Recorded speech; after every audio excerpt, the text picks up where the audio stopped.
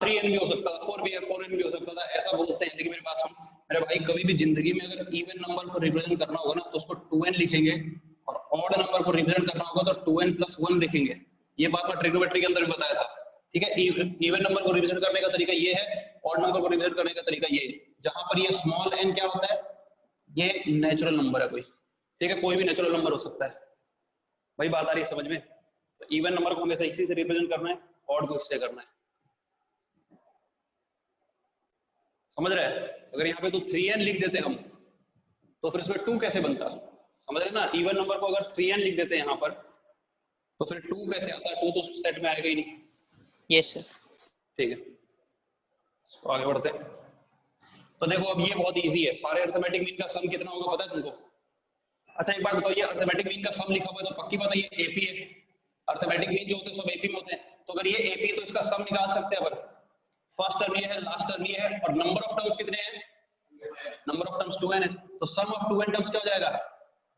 2n/2 first term plus last term, ये हो जाएगा कि नहीं? Equals to 2n+1। कोई दिक्कत नहीं है। फर्स्ट टर्म और लास्ट टर्म कैसे निकलेगी? बहुत इजी है। फर्स्ट और लास्ट टर्म मतलब हमने क्या मानी थी? ए और बी मानी थी, दो नंबर, उनके बीच में ये सारे अरिथमेटिक मीन। नहीं समझ रहे हो? ये अरिथमेटिक मीन जो है ना, a1 a2 a3, ये सब किसके बीच में है? स्मॉल a और स्मॉल b के बीच में, ठीक है। तो स्मॉल और स्मॉल b के बीच में, इसका मतलब यहाँ पर अगर मैं स्मॉल a लिख दूं, मैं लिख नहीं रहा हूँ बस समझाने के लिए, और यहाँ पर अगर मान लो लास्ट में स्मॉल b लिख दूं तो ये सारी चीज AP में होने वाली है। तो इस A1 को क्या रख दो, इस A1 को क्या बोल सकते हैं? ये पहली वाली टर्म प्लस d बोल सकते हैं, देख समझ रहे हो? इस A1 को लिख सकते हैं first term a plus d, ये 2 काट दो पहले तो। इस A1 को ये लिख सकते हो क्या? a प्लस d लिख सकते हैं कि नहीं? किसी को दिक्कत हो तो चैट में बताना। और ये जो लास्ट टर्म है ये 2n, A2n को बोल सकते हो b माइनस d, हो सकता है कि नहीं? b minus d equals to 2n+1। भाई ये समझ में नहीं आया होगा तो बता देना। तो ये d से d कैंसिल हो जाएगा, क्या लिखा है? n into a plus b equals to 2n+1। a plus b की वैल्यू है हमारे पास, तो बस a प्लस बी की वैल्यू आप लोग कर दो, n आ जाएगा। n ही निकालना था, है ना? n आंसर नहीं होगा, लेकिन क्या बोला? Find the number of means inserted, तो आंसर होगा 2n, क्योंकि मीन कितने इंसर्ट किए थे? 2n, तो यहां से n निकलेगा। अगर किसी को नहीं समझ में आया तो बता दो।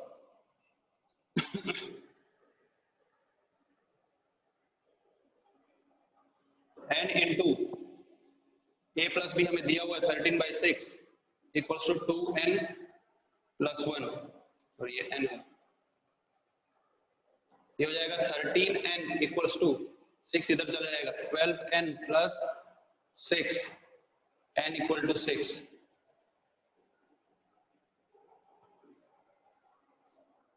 तो n इक्वल टू 6 आया, तो therefore number of means inserted कितना हो जाएगा? Number of means inserted is equals to 2n, यानी कि 2 इंटू 6 12। करो नोट, अगर नहीं समझ में आया है तो पूछ सकते हो आप। अनुराग जी बोल रहे हैं, एक बार और बता दीजिए। बताता हूँ, नोट कर ले फिर बताओ।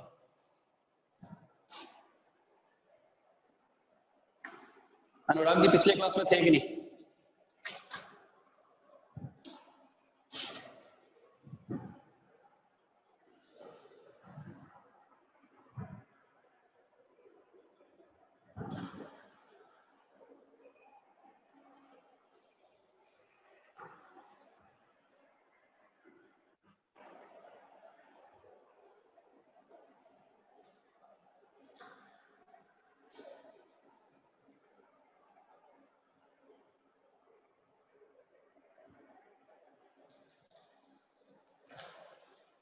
क्वेश्चन मिटा के मैं अगला क्वेश्चन लिख दे रहा हूँ।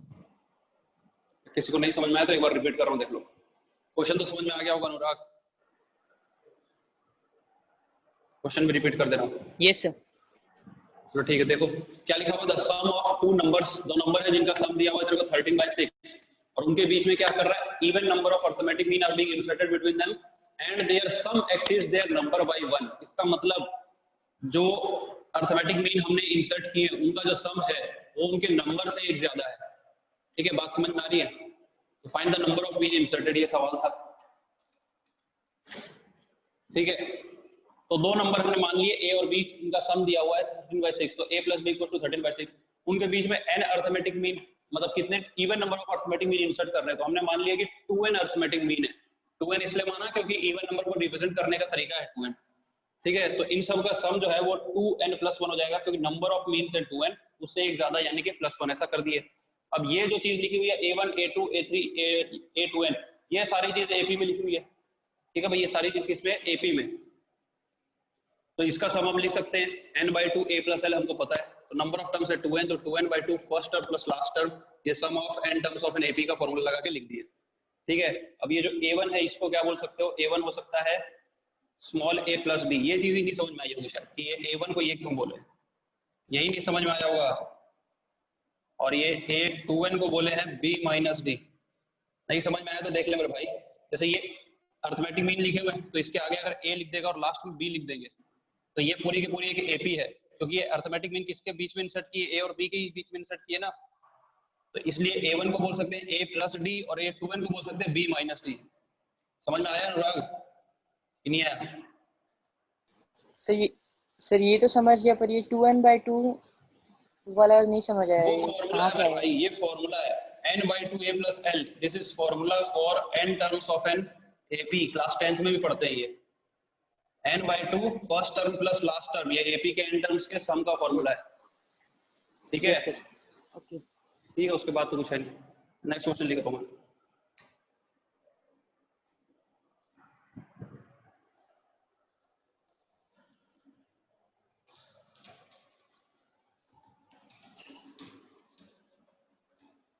क्वेश्चन लिखो, between 1 and 31, between 1 and 31 m numbers have been inserted. M numbers have been inserted in such a way that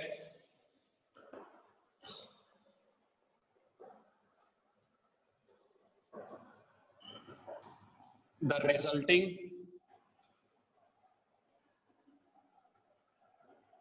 sequence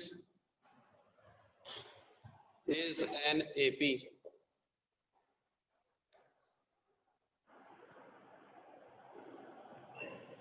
and the ratio of,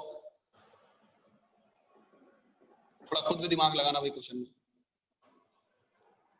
and the ratio of 7th and m minus nth number, ratio of 7th and m minus 1 number is 5:9.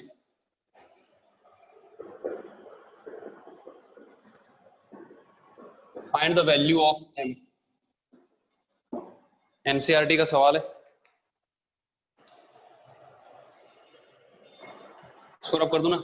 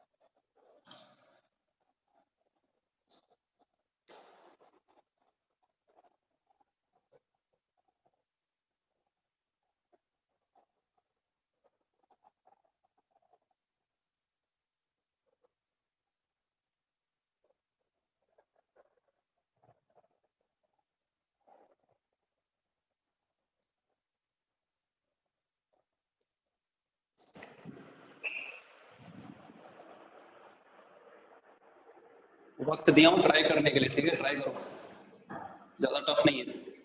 बाकी मैं start कर रहा हूँ, सुनाना दे रहा हूँ, जिससे लग रहा बन जाएगा, थोड़ा सा ट्राई करो खुद से।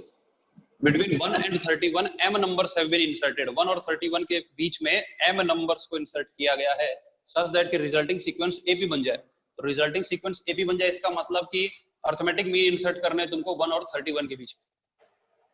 कितने करने हैं? m। समझ आ रही बात?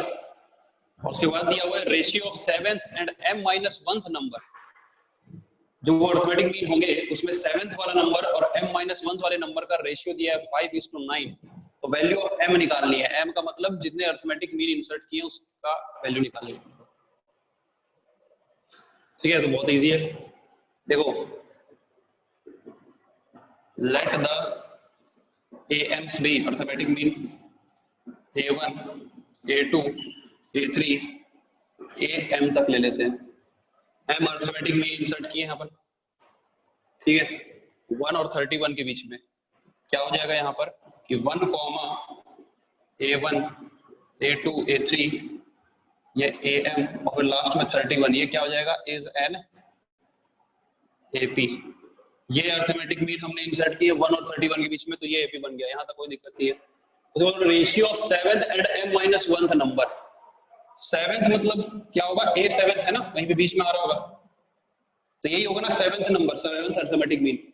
अच्छा, ये जो 7th नंबर होगा वो इस AP की कौन सी टर्म होगा? ये A7 इस वाली जो ये AP होगी कि नहीं होगी?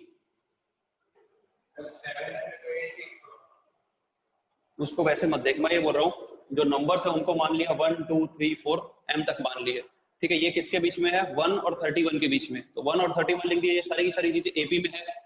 तो बोल रहा है इसका 7th number resulting sequence is an AP and the ratio of 7th and m-1th number.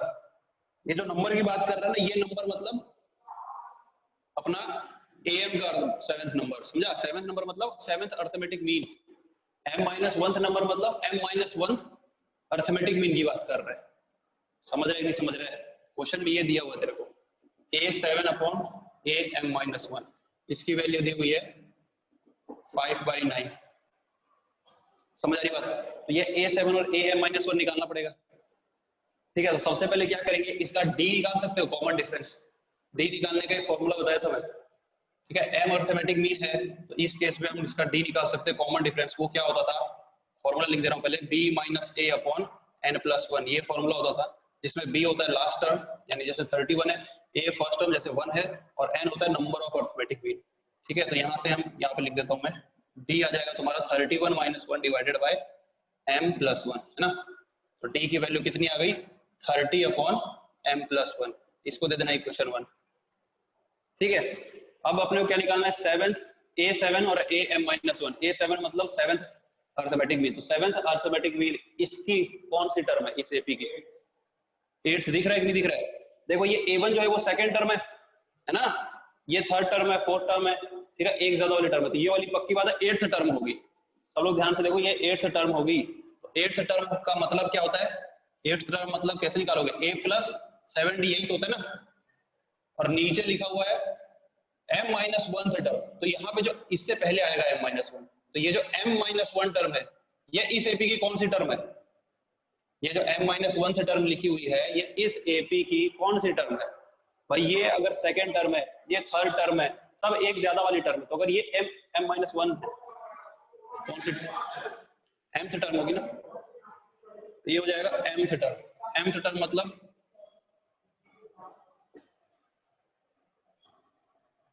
A+M-1D। भाई समझ रहे? समझ रहे नहीं? mth टर्म का फॉर्मूला यही होता है ना, A+M-1D। m-1th अर्थमेटिक मीन, और इस AP का टर्म तो mth टर्म हो जाएगा ना। नहीं समझ रहे? नहीं समझ रहे क्या? ये कुछ बच्चे नहीं समझ रहे होंगे ना यार, तुम लोग समझ रहे हो।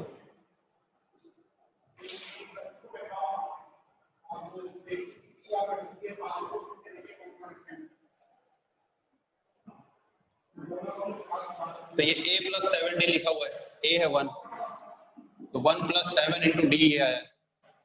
नहीं समझो तो बताना है, बहुत मुश्किल होता है समझना। ऑनलाइन में बड़ा मुश्किल है समझाना। तेरे को आ रहा है कि नहीं आ रहा है? और नीचे लिखा हुआ है a plus M minus one D. A की वैल्यू 1 है, m माइनस वन को यही रहने दे, और d है अपना 30 अपॉन m प्लस वन। इसकी वैल्यू किसके बराबर दिया है? 5/9। इसको सॉल्व करना है और m की वैल्यू निकालनी है अपने को। अगर ये किसी को नहीं समझ में आया तो बताओ।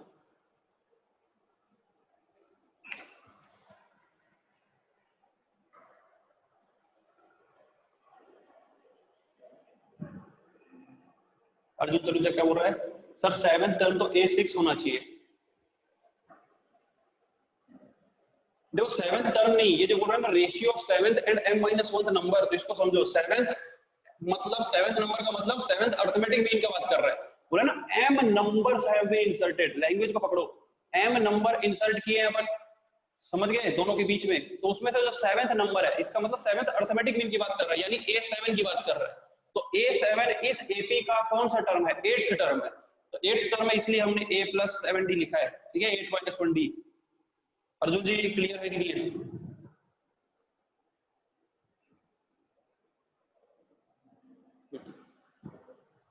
किसी और को कोई डाउट हो ना तो पूछते रहना, थोड़ा सा मतलब बात करते रहोगे तो समझ में आएगा कहाँ दिक्कत आ रही है।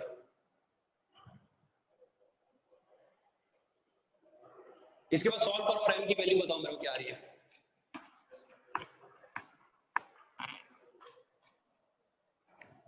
मैं क्वेश्चन रब कर रहा हूँ और ऊपर सॉल्व करते हैं फिर।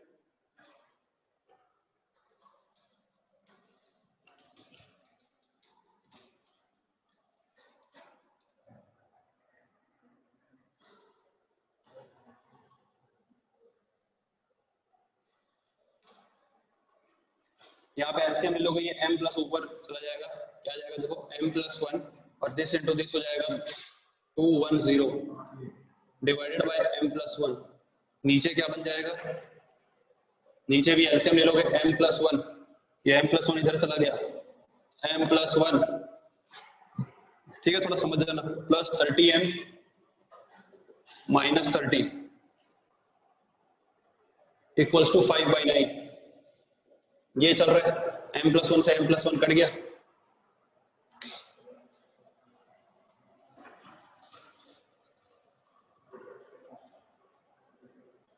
तो ये लिखा हुआ है m plus 211 divided by 31m minus 29 equals to 5/9। ठीक है, इधर कर देते हैं। आंसर नहीं आया किसी का?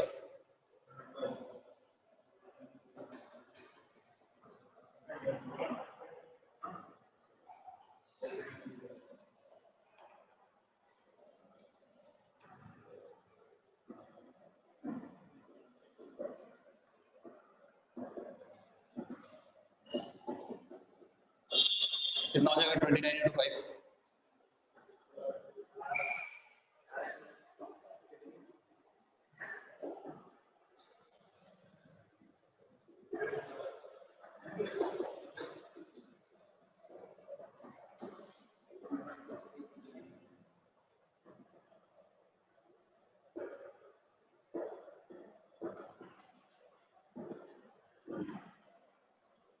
इसमें से समझ गया, सर गया कितना 146m ऐसा आ जाएगा।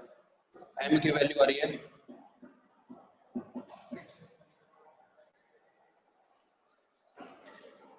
आया किसी का आंसर? इसको डिवाइड कर दो, जो आंसर है। हाँ बिल्कुल सही, निष्ठा केडिया का आ गया, तहसीन फातिमा का आ गया, शशांक राठौर का आ गया, सबका सही है। ठीक है, ये कैंसिल हो जाएगा 14 टाइम्स।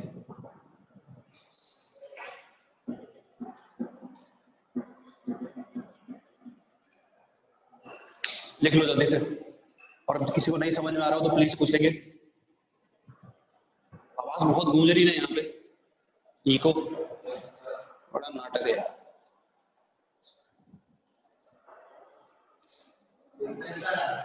है 14 नहीं आ रहा है क्या?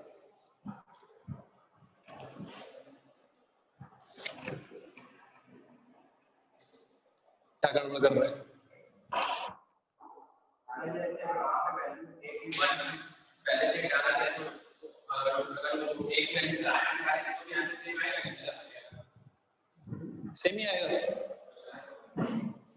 कैलकुलेशन गड़बड़ किया हो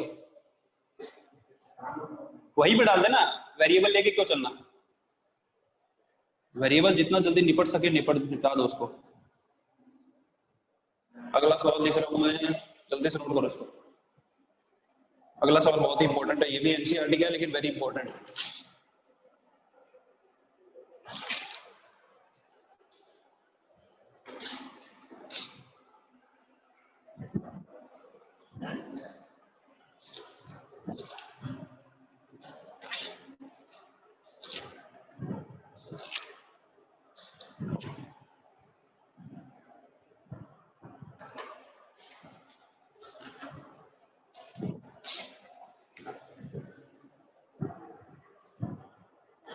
एनसीईआरटी रखा तुम लोग?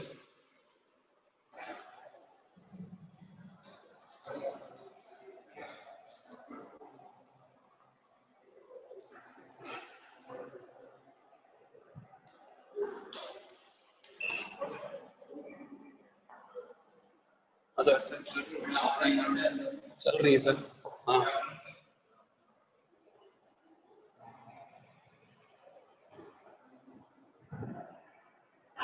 if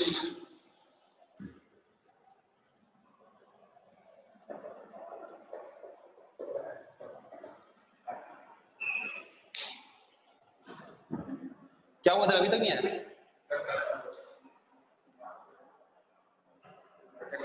एक बात बताइए, दो एम आया कैसे? वैसे सही है, तेरा कोई दिक्कत नहीं। ये 155 एम लिखना है यहाँ पर। ठीक है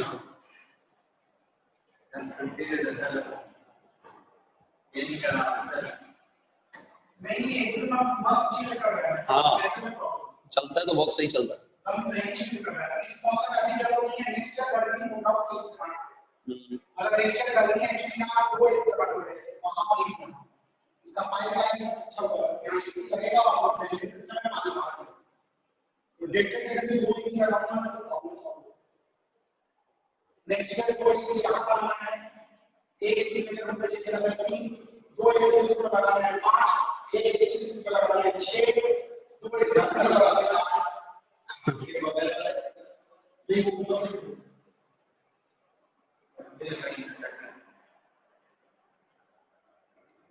ये 219 कहाँ से ले आया?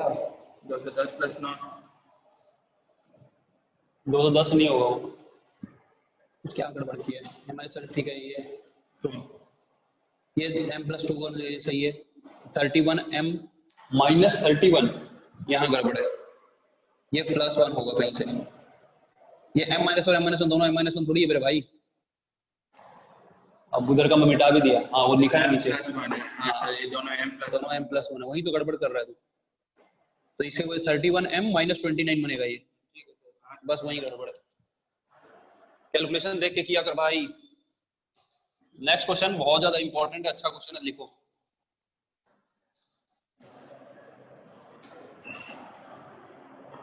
अगला सवाल है, if this is the am between, this is the arithmetic mean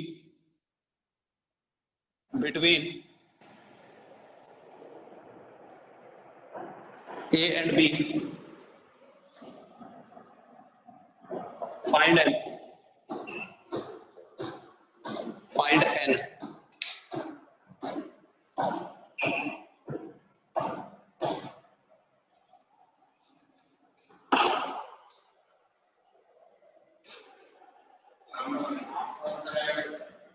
बनेगा ऊपर, अमित सर की जो एक क्लास है ना, इसके जस्ट ऊपर एक क्लास नहीं है, वो बनेगा नेक्स्ट ईयर। अब वो नहीं पता, देखेंगे ना, चिंता क्यों कर रहे हो? फिलहाल तो ये सोच कि अपना चालू हो जाए ऑफलाइन, बाकी सब तो देख लेंगे। ठीक रहेगा ऊपर ही अपनी क्लास। ठीक है, तो ये जो चीज लिखी हुई है, is the AM between a and b, तो n की वैल्यू फाइंड करनी है। कैसे होगा देखते हैं। सबसे पहले तो ये देखो, ये चीज जो है ना, ये ए और बी के बीच में क्या है? Arithmetic mean. तो किसी भी दो नंबर के बीच में जो अरिथमेटिक मीन होता है वो किसके बराबर होता है पता है तुमको? मान ले ए और बी के बीच में एक अरिथमेटिक मीन है कैपिटल ए नाम का, तो ये कैपिटल ए किसके बराबर होगा? ये a + b/2 के बराबर होता है। बताया हूँ कि नहीं बताया? अगर नहीं बताया तो फिर से बता देता हूँ। ये कैसे आता है, अगर ये तीनों एपी में है तो फिर ये capital a minus small a बराबर होगा small b minus capital a. ठीक है, तो इसको इधर लेकर के आओ, कॉमन डिफरेंस है दोनों, तो इसको इधर लेकर के आओ तो ये a plus a equals to हो जाएगा a प्लस बी के बराबर। इसको इधर लेकर ये 2a equal to a plus b के बराबर, और यहाँ से a की वैल्यू आ जाएगी a प्लस बी बाई 2 के बराबर।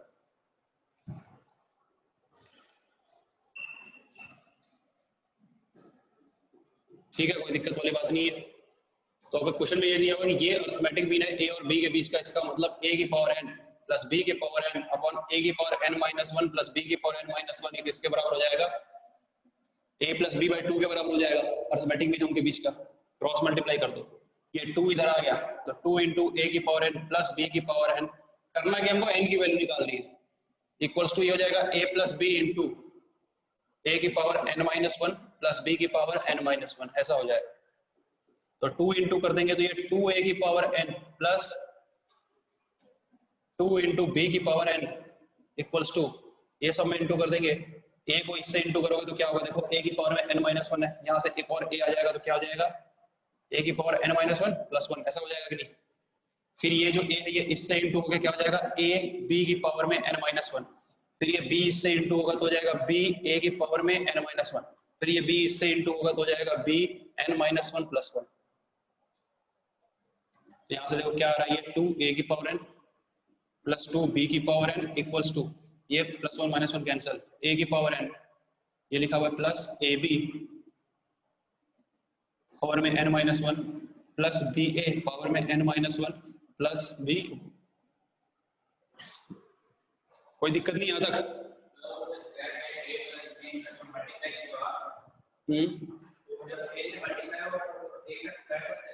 ना, ये इससे मल्टीप्लाई होगा तब बोल रहा है क्या मेरे भाई, जब मान ले तेरे को लिखा है a की पावर x और इसको तो मल्टीप्लाई कर रहा है a की पावर y से, तो क्या आता है आंसर, प्लस होता है मेरे भाई।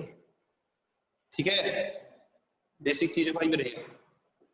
तो देख a की पावर n b की पावर n है, इसको और इसको लेफ्ट हैंड साइड में ले आओ, ये a की पावर n लिखा है तो ये हो जाएगा 2a की पावर n माइनस में a की पावर n, यहाँ लिखा है प्लस 2 टाइम b की पावर n, उस b की पावर n को इधर ले आओ तो ये ऐसा हो गया, यहाँ लिखा है a b की पावर में n minus 1 plus b a की पावर में n माइनस 1, तो ये हो जाएगा तुम्हारा a की पावर n, ये चीज बन जाएगी प्लस b की पावर n इक्वल्स टू जो लिखा है वही a b पावर में n minus 1 plus b a power में n माइनस 1। ठीक है, यहाँ तक कोई दिक्कत वाली बात तो नहीं है ना। अब इसमें क्या करेंगे,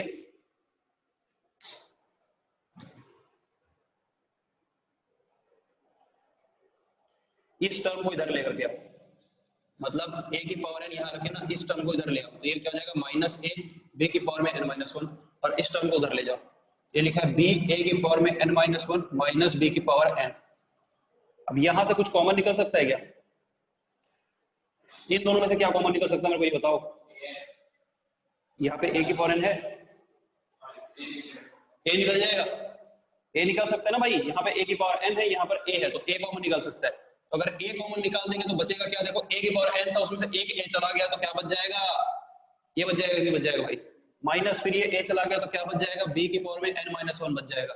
यहाँ से क्या कॉमन निकल जाएगा RHS में से, b निकल जाएगा, b अगर कॉमन निकला तो क्या बच रहा है, देख a की पावर में n माइनस 1 माइनस यहाँ से एक b चला गया तो b की पावर में n माइनस 1। भाई बात आ रही कि नहीं आ रही समझ में, यहाँ तक कोई दिक्कत वाली बात नहीं है।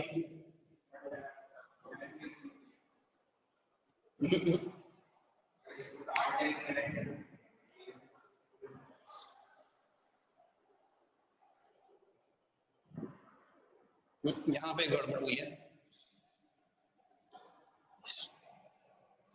इसमें से ना जैसे a की पावर n है तो यहाँ पे a की पावर में n माइनस 1 है, उसको इस साइड लेकर के आओ, मतलब ज्यादा पावर में, जैसे a की पावर में n है ना तो इसको इधर लाना होगा, हम गलती से इसको ले आए थे, तो माइनस b a की पावर में n माइनस 1, ये लिखा है a b n minus 1 minus b की पावर n। तो अब यहाँ से देखो क्या निकल जाएगा, a की पावर n माइनस 1 कॉमन आएगा, दिख रहा है मेरे भाई, a की पावर n है, यहाँ पे a की पावर n माइनस 1 है तो a की पावर n माइनस 1 बाहर आ सकता है कि नहीं आ सकता, क्या बता रहा हूँ ना, a की पावर में n माइनस 1 n था, n माइनस 1 चला गया तो बचा क्या, एक नहीं बच गया, a बचेगा ना भाई, a की पावर n में से a की पावर n माइनस 1 चला गया तो a बचेगा और माइनस यहाँ पर b बचेगा, ये नहीं समझ में आएगा किसी को तो बताओ भाई, जैसे मान लो लिखा हुआ है x की पावर में 5, यहाँ लिखा है x की पावर में 4 बचा है। अगर दोनों में से x की पावर 4 कॉमन निकाल लोगे तो यहाँ पे क्या बचेगा, x बचेगा ना -1। समझ रहे हो ना, a माइनस बी बचा। यहाँ से क्या कॉमन निकाल लोगे, b की पावर में n-1, ठीक है, तो बच जाएगा a माइनस बी। सही है। अब यहाँ से a माइनस बी और a माइनस बी कैंसिल हो जाएगा। उसके बाद इधर बता रहा हूँ क्या लिखा है, a की power n-1 equals to b की पावर n-1, ठीक है। तो क्या हो जाएगा, a की power n-1 equals to b की पावर n-1। अब इसको इसके नीचे ले आओ, तो ये लिखा हुआ है a की power n-1 divided by b की पावर n-1 इक्वल्स टू 1 हो जाएगा। कोई आफत नहीं आई ना, सब सही है।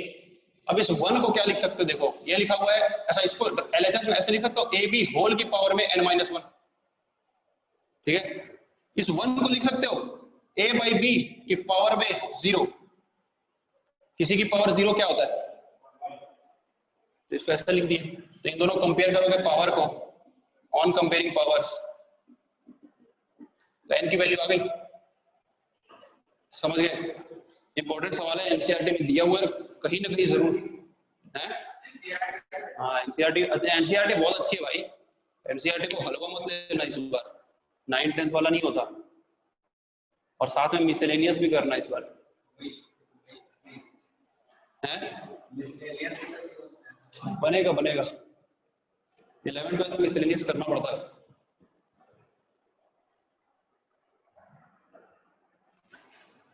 सर लास्ट पे कुछ बताइए ना। मैं बता रहा हूँ,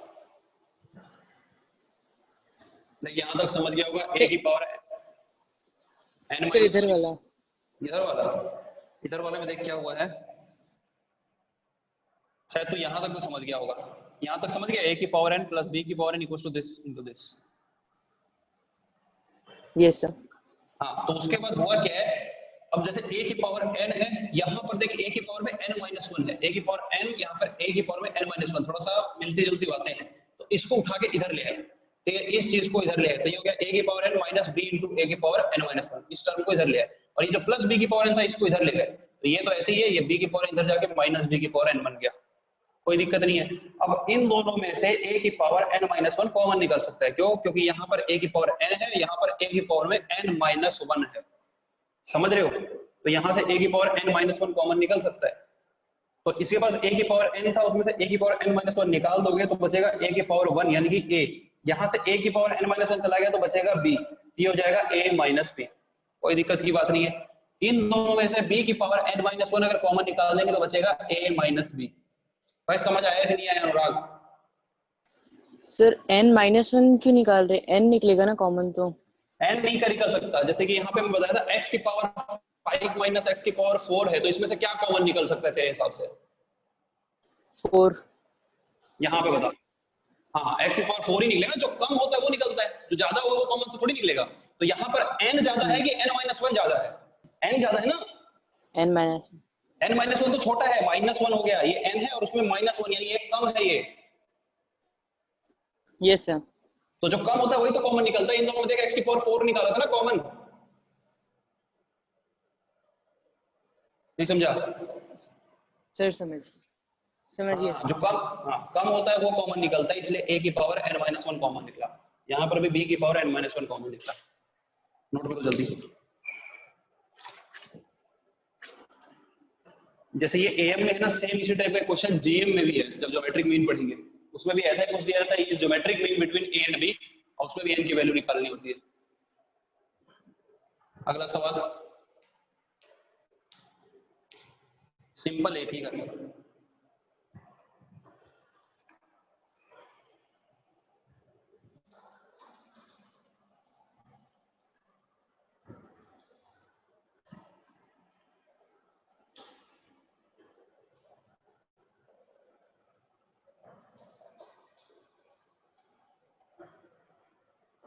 If in an AP, PH term is Q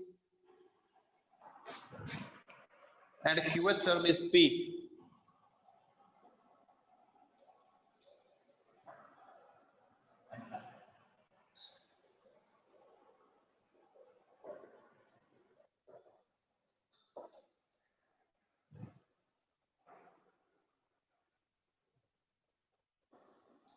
then show that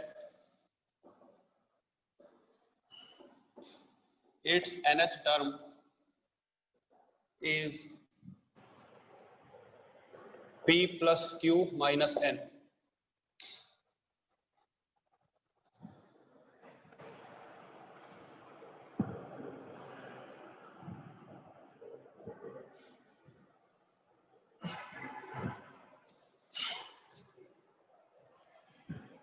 NCERT से होमवर्क दूंगा आज मैं, ठीक है?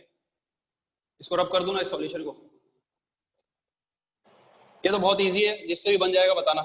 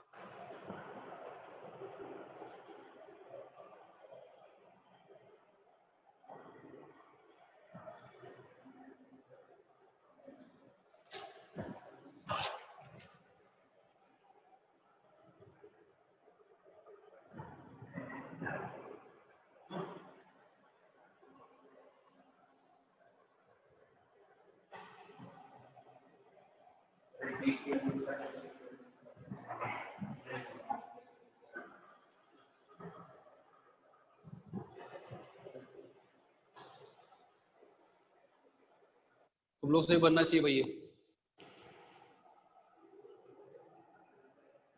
निष्ठा केडिया से बन गया, और किससे बन गया भाई?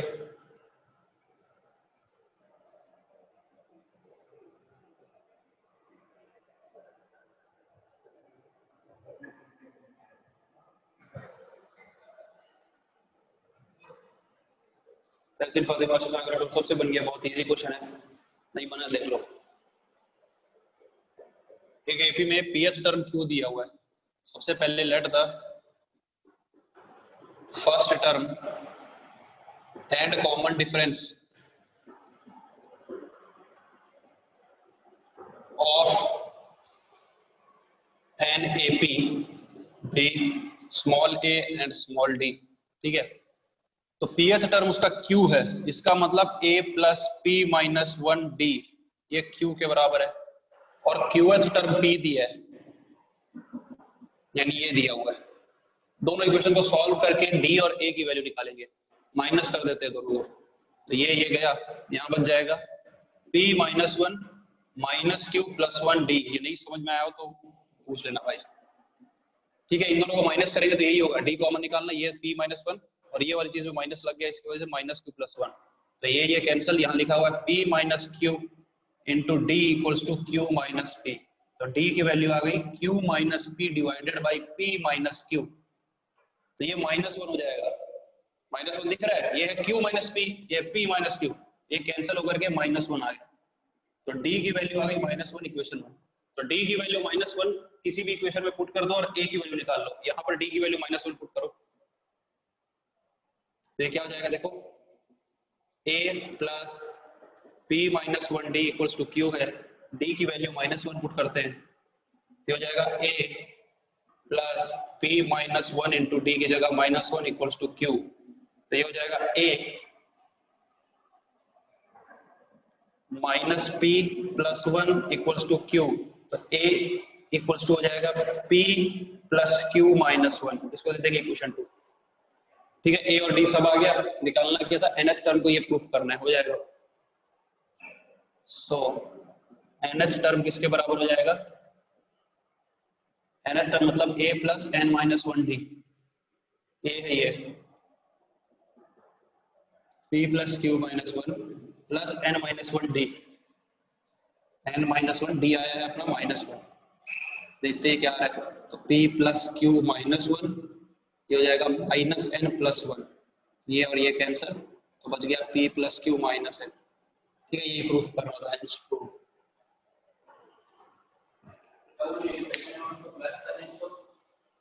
प्लस करेगा तो कुछ आएगा ही नहीं,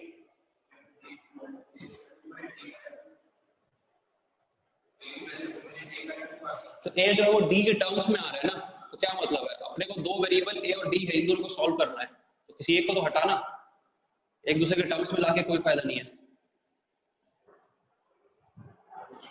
समझा कि समझा?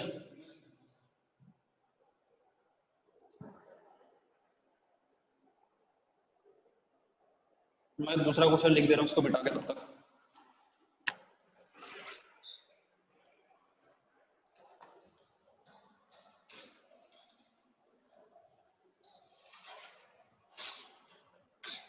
If S1, S2 and S3 are the sum of n terms, 2n terms and 3n terms of an AP, तो प्रूफ करना है, proof that S3 equals to 3 times S2 minus S1.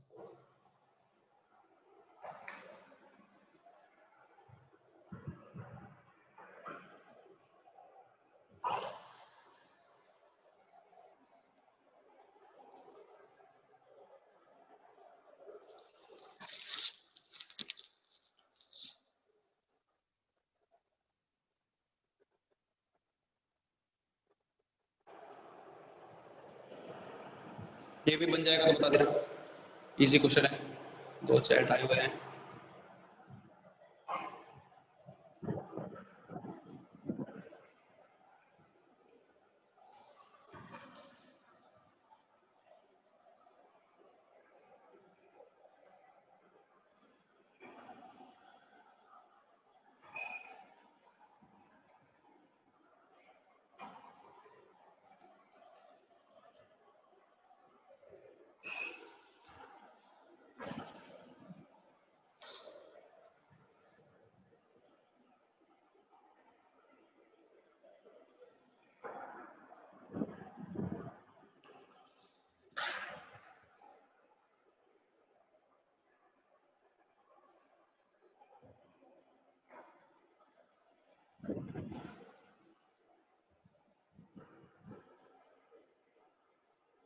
अब तुम लोग का टेस्ट होगा करेगा हर वीक, ठीक है, हर वीक टेस्ट होगा। ये भी बहुत इजी क्वेश्चन है। S1, S2, S3 sum of n, 2n and 3n terms of N AP, ठीक है, जो भी AP है इसका नामकरण कर देते हैं, let the first term and common difference be A and D। Homework करना उसका ट्रिग्नोमेट्री का करके ही आना कल की क्लास में, ठीक है। तो अगर वो A and D हो गया तो ये S1, S2, S3 क्या हो जाएगा, लिख दो यहाँ पर। S1 हो जाएगा सम ऑफ n टर्म्स यानी n/2 2a plus n minus 1d। S2 हो जाएगा, S2 क्या है, सम ऑफ 2n टर्म्स यानी 2n/2 2a plus 2n minus 1d। और S3n क्या हो जाएगा, 3n/2 2a plus 3n minus 1d। समझ रहे हो, ऐसा ही हो जाएगा ना। तो अब इसमें क्या करना है, अच्छा इसको 2 कैंसिल करना है, कर दो, कोई दिक्कत नहीं। जो प्रूफ करना है उसका RHS ले लो, RHS उठा लेते हैं, सॉल्व करके LHS लेकर के आएंगे। RHS में लिखा है 3 टाइम्स S2 माइनस S1, ये हो जाएगा 3 टाइम्स S2, S2 है n times 2a plus 2n minus 1d, यही है ना, माइनस S1, S1 है अपना n/2 2a plus n minus 1d, ठीक है। तो इसको सॉल्व करते हैं, अपने आप सब कुछ हो जाएगा। दोनों में से n कॉमन आ रहा है, n को ले लो बाहर, तो ये हो जाएगा 3n, और बाकी चीजों को सॉल्व करते हैं। तो ये लिखा हुआ है 2a plus 2n minus 1d minus यहाँ से n चला गया, तो तो ये लिखा है 2a plus n minus 1 of d divided by 2, ऐसा लिखा है कि नहीं लिखा है? एलसीएम ले लेते हैं, ये लिखा है 3n, यहाँ नीचे एलसीएम ले लेंगे 2, तो अगर यहाँ एलसीएम 2 लेंगे तो ये 2 इधर जाके मल्टीप्लाई होगा, ये लिखा होगा 4a प्लस, यहाँ ऐसा लिख दो 2n माइनस 1 2d, ये 2 यहाँ आ जाएगा, d में आ गया, और लिखा है minus 2a minus of n minus 1 d। अब इसको उधर कर देते हैं सॉल्व, हो गया ना जी?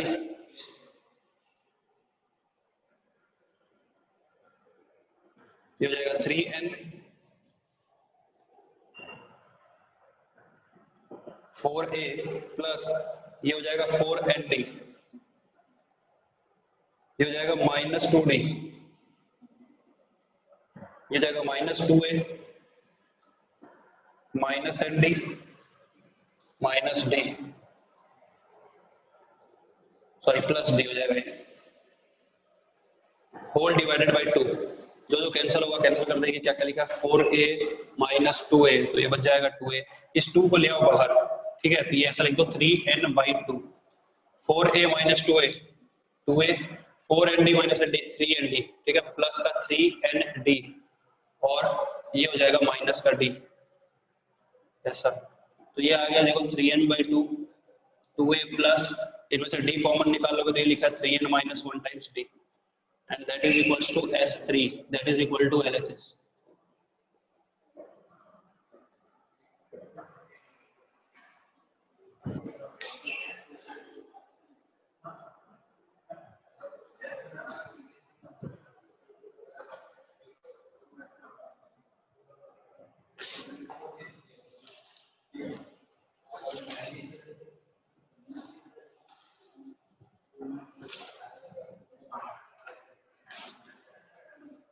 एनसीईआरटी से देख लेते हैं एक क्वेश्चन।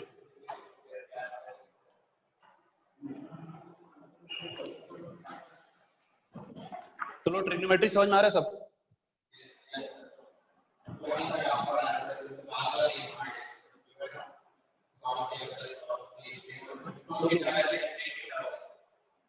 नहीं 2 3 थीटा ठीक है, वो तो हो जाएगा।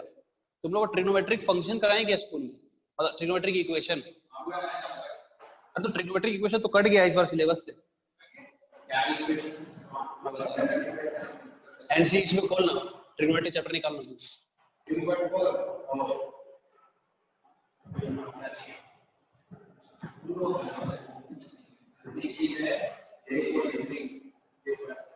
दिखा दिखा।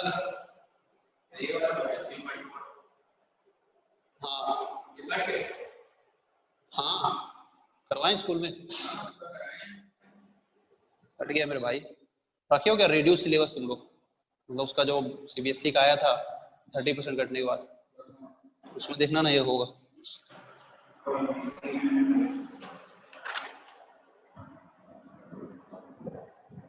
देखते हैं एनसीईआरटी में कोई अच्छा क्वेश्चन।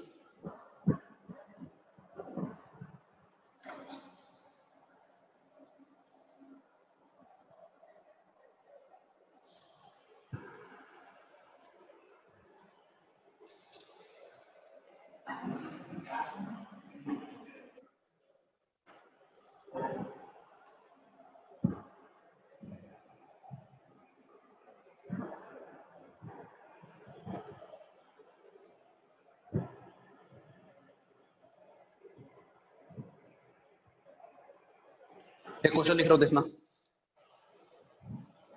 बता रहा हूँ, एक मिनट रुक, उसको मैं देख के बता रहा हूँ।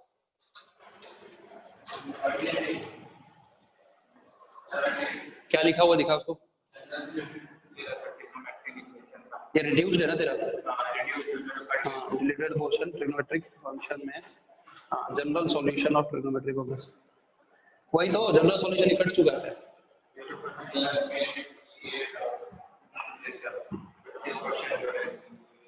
ये तो सब है, इसमें तो कोई दिक्कत वाली बात नहीं है। क्या हार्ड है ये ट्रिग्नोमेट्रिक इक्वेशन, ये सब कुछ नहीं है सब। रुक जा थोड़ी देर, एक दो क्लास खोल दे, एनसीईआरटी तो कुछ लगेगा ही नहीं तेरे को, कोई बड़ी बात नहीं। आरडी शर्मा वगैरह रखा है कुछ?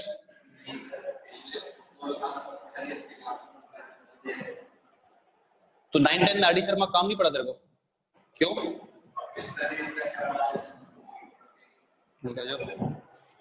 रख ले भाई, बुक रख ले, अच्छी चीज है। देखो क्वेश्चन है,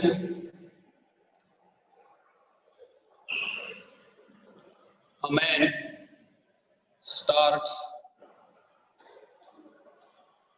repaying a loan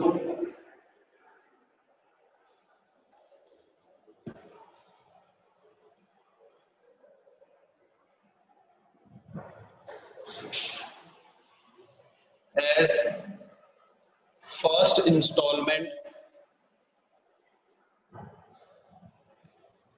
of ₹100.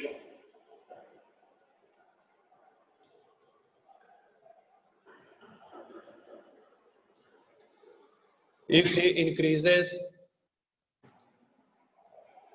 the installment by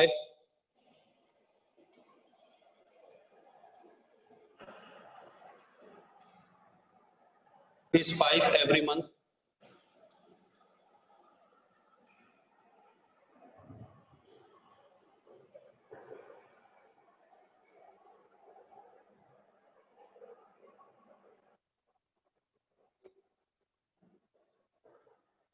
अरे शिट यार,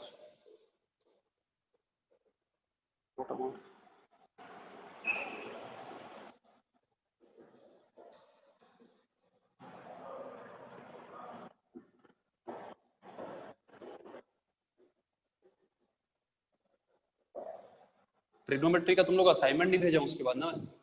2 असाइनमेंट ही भेजा ना ट्रिग्नोमेट्री का। मिल जाएगा, बोल देता हूँ।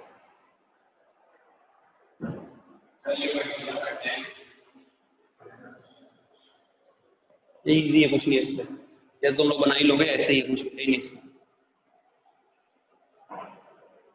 एक आदमी है, लोन दे रहा है, अपना फर्स्ट इंस्टॉलमेंट ₹100 दे रहा है और हर महीने 5-5 रुपए बढ़ा दे रहा है, तो उसकी 30th इंस्टॉलमेंट कितने रुपए की? It's very easy.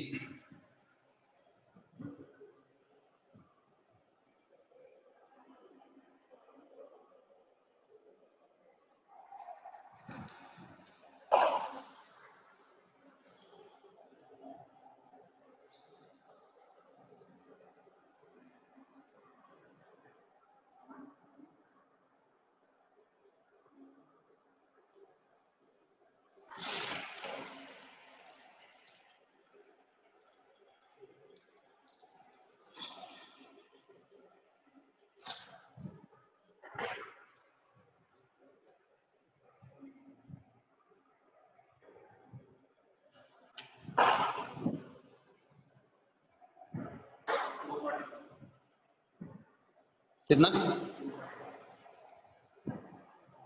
मुझे बता रहा हूँ।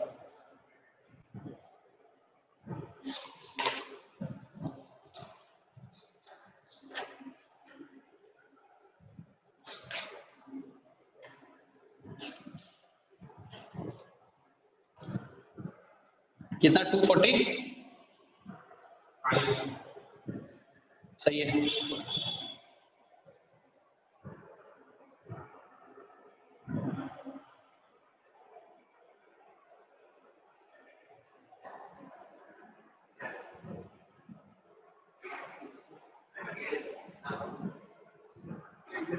क्वेश्चन समझ मेरे भाई।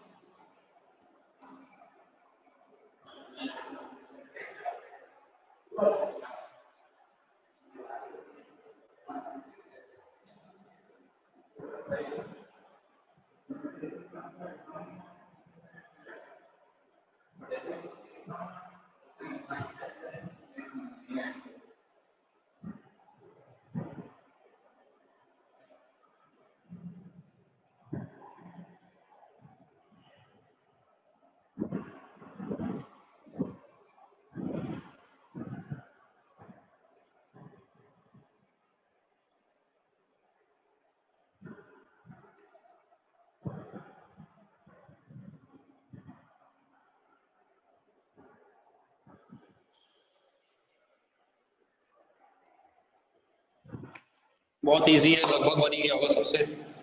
जल्दी से इसको खत्म करते हैं, अगले क्वेश्चन आते हैं। अब जीपी और जीएम बच जाएगा, उसको नेक्स्ट क्लास में खत्म करेंगे, ठीक है। एपी सारा निपटा देते हैं।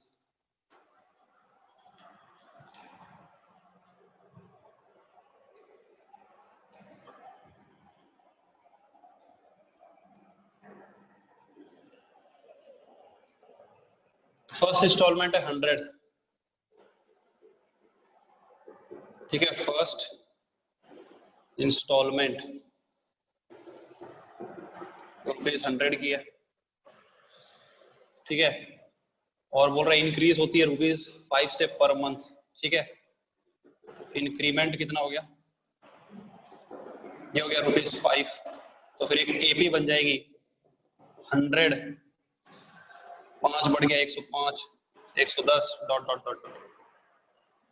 हमको निकालना है 30th इंस्टॉलमेंट, तो यानी इस एपी की 30th टर्म निकालनी, जिसका फर्स्ट टर्म है 100, कॉमन डिफरेंस है 5। तो इसकी 30th इंस्टॉलमेंट क्या हो जाएगी, a प्लस 29d, है ना। 30th टर्म निकालनी, इसका मतलब 30 माइनस 1 इंटू डी, ये हो जाएगा a प्लस 29d।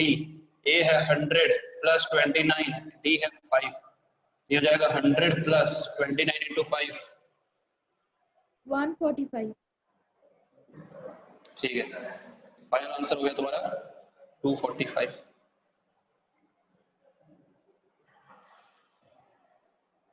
अगला सवाल देखते हैं। ये थोड़ा ठीक क्वेश्चन है, हल्का सा दिमाग लगेगा, कुछ कॉन्सेप्ट पता चलेंगे इसमें।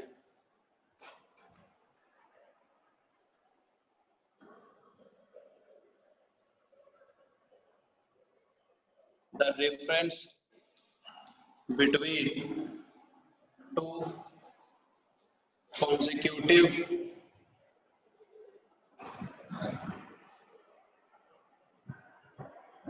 interior angles of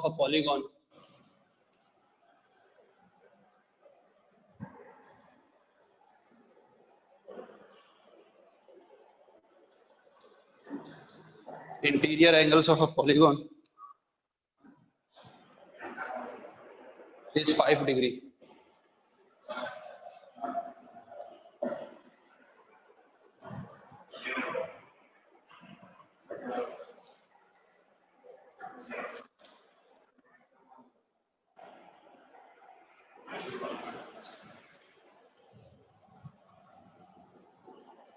If the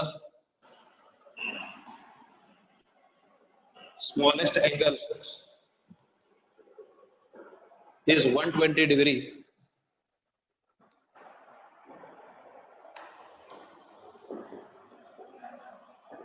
find the number of sides of polygon.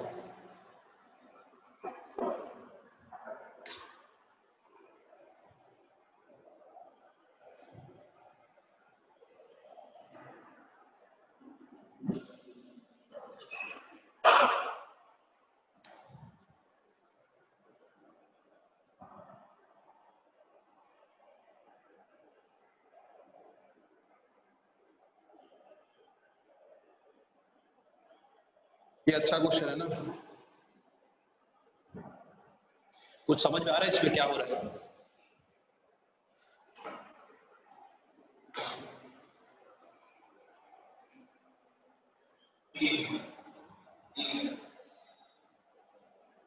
कैसे आया 3 तरह, बताना, समझा, मैं कोशिश कर।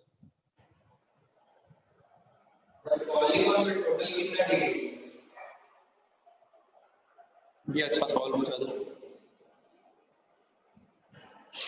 फॉर्मूला होता है इसका एक, पॉलीगॉन का मतलब क्या होता है, सभी को मतलब, इसको ही पॉलीगॉन बोलेगा। सभी को पॉलीगॉन मतलब क्या मतलब हुआ,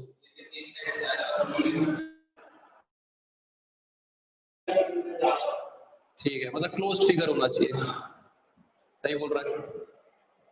हाँ, तो क्या बोल रहा तू, पॉलीगॉन में क्या था तेरा सवाल, कितने एंगल होते हैं, कितने एंगल होते हैं, ऐसे कुछ पूछा था ना।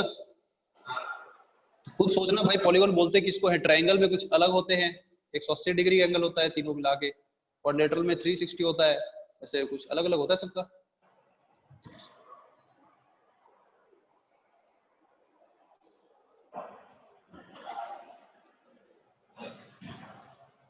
किसी को कोई डाउट है क्या इसमें? अरे बाप रे, नॉर्मल सेट आया हुआ है। हाँ, सुजान राठौर जी ने बिल्कुल सही जवाब दिया सर। 15 को एग्जाम है तो ये चैप्टर खत्म हो जाएगा क्या? 1 मिनट में बात करता हूँ निष्ठा केडिया जी आपसे। हाँ, सुशांत जी राइट आंसर।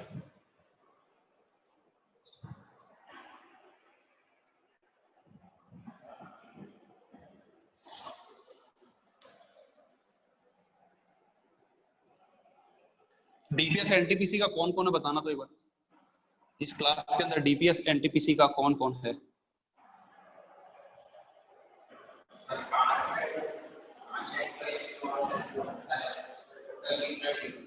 पांच साइड वाले का, पेंटागन का मतलब कैसे पता तेरे को?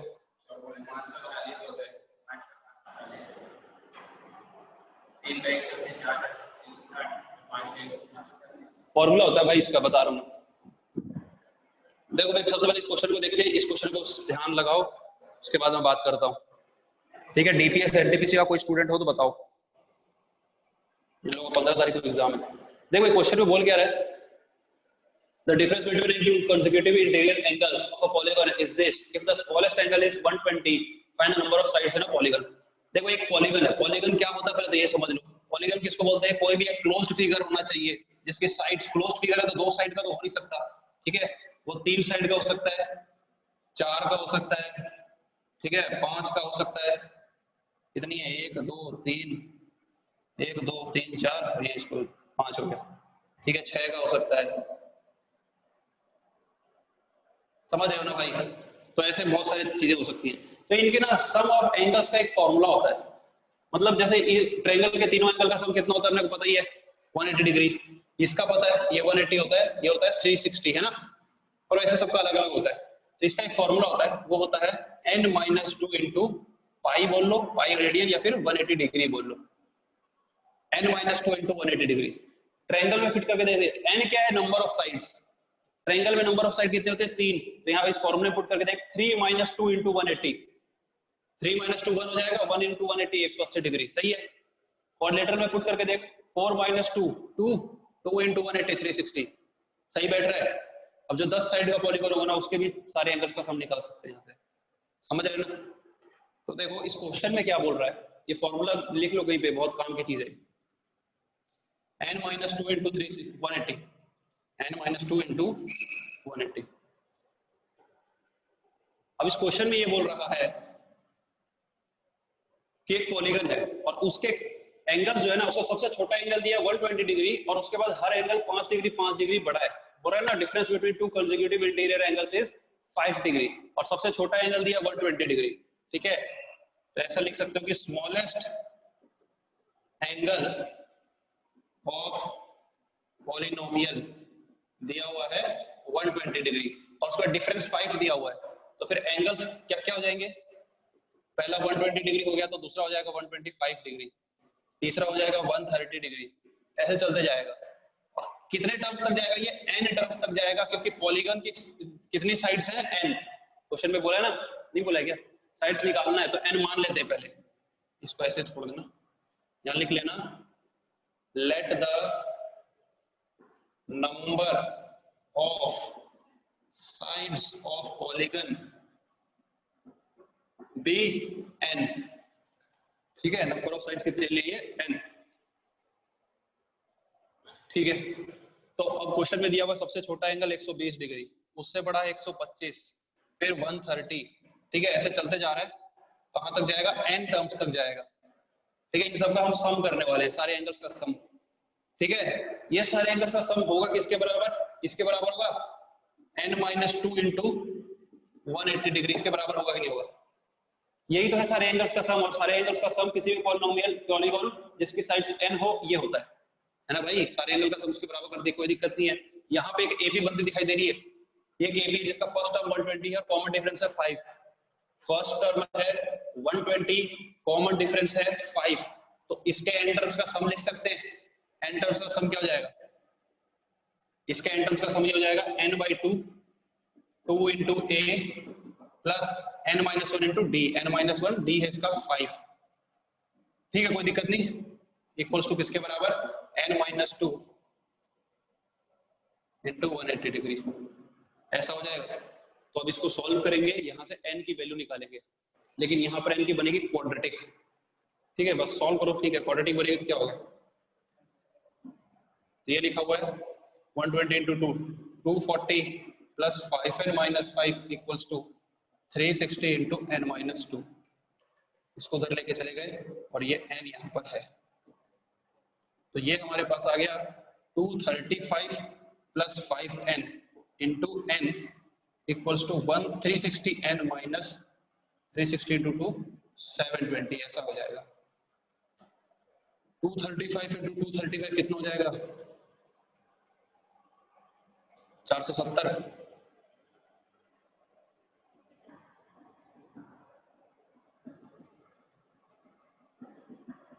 सारी चीज को एक साइड ले आओ, ये हो गया 5n स्क्वायर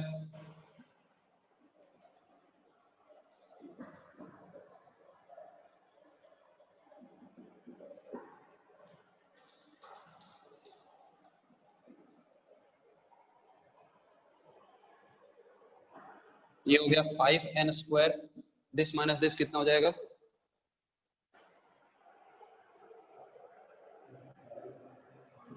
110 हो जाएगा क्या,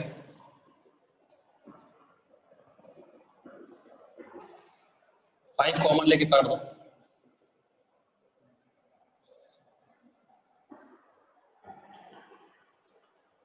फाइव कॉमन ले लेंगे तो 5 1 जा 5 4 जा 20 4 जा 20 इक्वल टू 0, तो ये आ गया। मिडिल स्प्लिट करेंगे, इसका क्या आएगा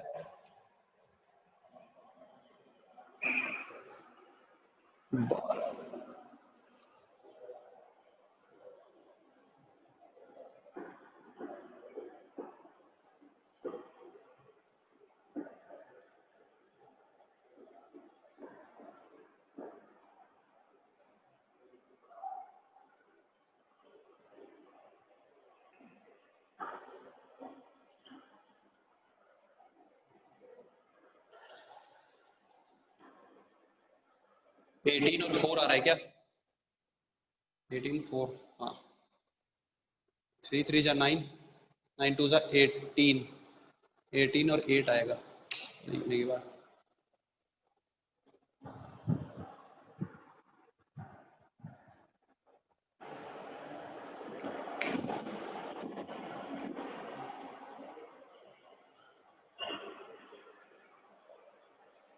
गड़बड़ की क्या 5 1 जा 5 सर वो 235 इंटू एन करेंगे तो 470 एन कैसे आएगा, कहाँ पे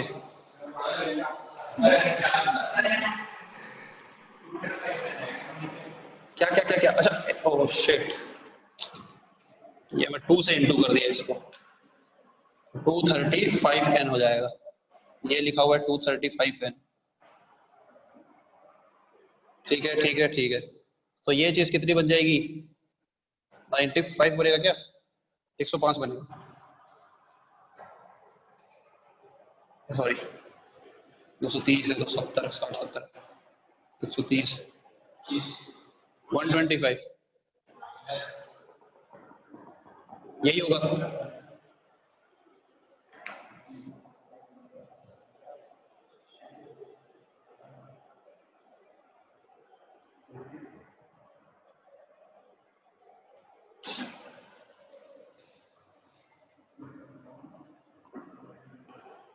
ये बन जाएगा, ठीक है 16 और 9 बनेगा इसका मिडिल स्प्लिट, तो ये हो जाएगा n square minus 16n minus 9n plus 144 equal to 0, n common n minus 16 minus 9 common n minus 16 equal to 0, यहाँ से n की वैल्यू 16 और n की वैल्यू 9 आ जाएगी।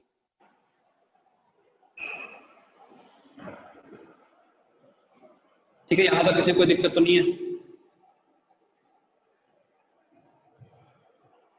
लेकिन इसमें 16 वाली वैल्यू नहीं लेंगे, कैलकुलेशन बाद में देख लेना, ये कॉन्सेप्ट समझ लो। 16 वाली वैल्यू यहाँ पर नहीं ली जाएगी। क्यों नहीं ली जाएगी? उसका रीजन है, बताओ। ये एपी बन रही थी 120 125 ऐसे। इसकी 16th टर्म अगर निकालोगे, मान लेते हैं n की वैल्यू 16 होती है, यानी 16 साइड का अगर पॉलीगन है, तो 120 125 की जो लास्ट एंगल होगा वो 16th टर्म होगी ना इस एपी की। तो इस एपी की 16th टर्म निकालो, क्या आके देख रही है? 16th टर्म निकाल के देखो, इस एपी की क्या हो जाएगी? 120 प्लस 15 इंटू कॉमन डिफरेंस 5, ये हो जाएगा 120 प्लस 15 5 जा 75, तो ये कितना हो जाएगा? 195 डिग्री बनेगा। समझ रहे हो? सुन लो बात, सुन लो सब लोग। 16 अगर n इक्वल टू 16 हम ले लेते हैं, तो ये जो पॉलीगन है इसका लास्ट एंगल ये आएगा 195 डिग्री। और 195 किसी भी पॉलीगन का इंटीरियर एंगल हो सकता है क्या?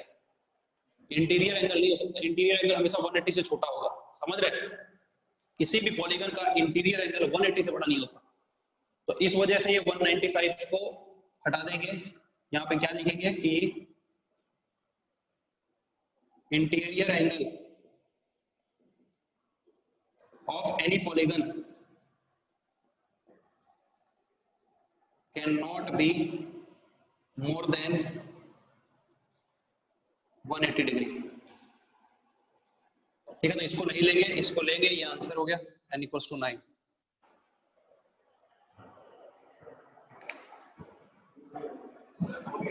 निष्ठा केडिया जी और जो भी यहाँ पर डीपीएस के बच्चे हैं, डीपीएस एनटीपीसी के, तुम लोग को अगर मैं यहाँ बुलाऊं तो आ सकते हो क्या?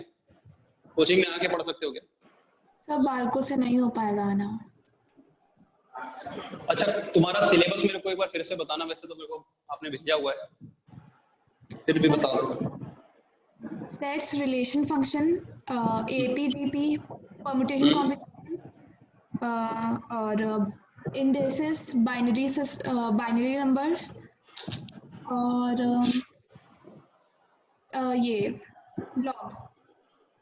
अच्छा यार देखो, बहुत सारा हो गया और इसमें ना सर नहीं, जैसे एक दो चैप्टर छूट भी जाएंगे तो वो चल जाएगा। मतलब जितना पढ़ ले, जो पढ़ा हुआ है पहले से उसको स्ट्रॉन्ग कर तो वो बेटर होगा। करना तो वही है, जितने लोग पढ़ चुके हैं ना उसको स्ट्रॉन्ग करना, क्योंकि ना जो ये बाइनरी और ये सब बता रहे हो ना, ये सब हो पाना अभी बिल्कुल मुश्किल है, क्योंकि टाइम तो बचा ही नहीं। और स्कूल में करवा दिए क्या ये सब? Yes sir. माल यार कैसे कराएं पता नहीं। चलो ठीक है। और कोई है क्या तुम्हारे स्कूल का इस बैच के अंदर, मतलब हमारे कोचिंग में? सर प्रज्ञा है और श्रेया है। अच्छा, प्रज्ञा गोयल, श्रेया सिन्हा, ठीक है। Yes sir. अच्छा, तो वो भी अप्लाइड वाली है क्या? Yes sir. चलो ठीक है, मैं देखता हूँ। Okay sir. लेकिन अगर यहाँ आके पढ़ना चाहो ना तो पढ़ सकते हो, तुम लोगों को पास मतलब कभी भी आ सकते हो, कोई दिक्कत नहीं है। जो भी पढ़ना चाहो पढ़ सकते हो। एक्चुअली सर घर वाले बाहर निकलने ही नहीं दे रहे हैं, घर से अलाउड ही नहीं है बिल्कुल। चलो कोई दिक्कत नहीं है, ओके ठीक है, कोई दिक्कत नहीं है। और अगर मतलब अलग से क्लास में चाहिए होगी तो बता देना, मैं अलग से क्लास लगा के कोई कॉन्सेप्ट या कोई टॉपिक अगर नहीं समझ में आया दोबारा बताना होगा ना तो मैं बता दूंगा। Okay sir, thank you sir.